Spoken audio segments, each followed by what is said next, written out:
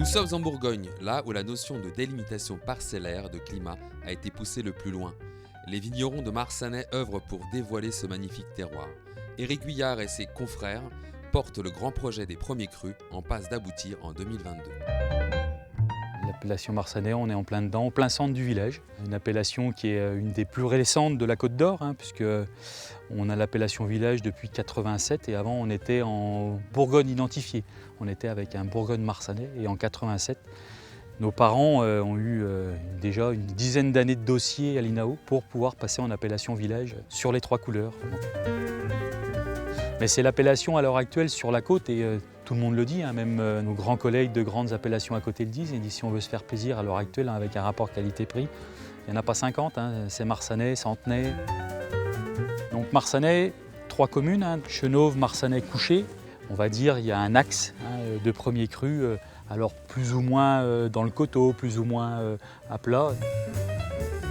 Marsanais est la seule commune on va dire de la côte viticole à avoir maintenant plus de 60% de la viticulture en bio.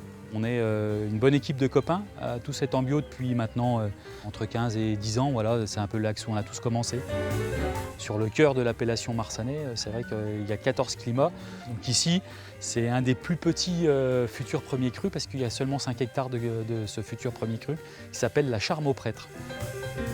Je fais partie des gens qui aiment bien laisser faire parler les raisins tout seuls. Donc voilà, vinification traditionnelle, que ce soit en rouge et en blanc. Après, on aime bien garder le fruit de nos raisins sur les rouges.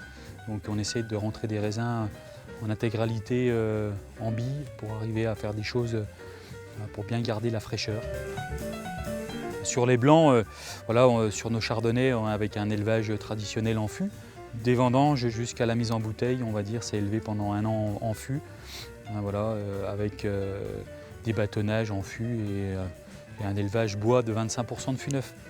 La ligotée chez nous sur le domaine c'est quand même assez ancestral puisque la ligotée était quelque chose qui était quasiment vendu à 100% au bistrot de Dijon avec des aligotés pointues où on mettait du cassis, le fameux kir. Nous maintenant la ligotée, les vignes ont vieilli, on a des vignes qui ont 60-70 ans. Je ne dis pas qu'on aime pas boire encore un kir, mais on aime bien le boire nature, quoi. Donc la ligotée, c'est un blanc de casse-croûte, c'est un blanc du matin sur le fruit, sur la fraîcheur. Alors là, nos parcelles qui ont 70 ans, ça nous fait des tout petits raisins d'aligoté. On est sur des rendements qui sont sympas et ça ne fait pas des aligotés qui sont trop pointus, donc ça se goûte très bien jeune et qui vieillissent aussi très bien. Moi, je m'essaye à faire un aligoté sans soufre depuis quelques années. Ça marche quand même pas trop mal parce qu'on les élève en cuve inox. Je le ferais pas si on faisait un élevage bois. C'est un vin qui sera bu le plus jeune sur le fruit, pas du tout de vieillissement sur cette cuvée-là. Les efforts de vinification, de travaux dans les vignes ont été faits par la génération de nos parents, la nôtre, et puis on espère bien la suivante, encore plus, quoi.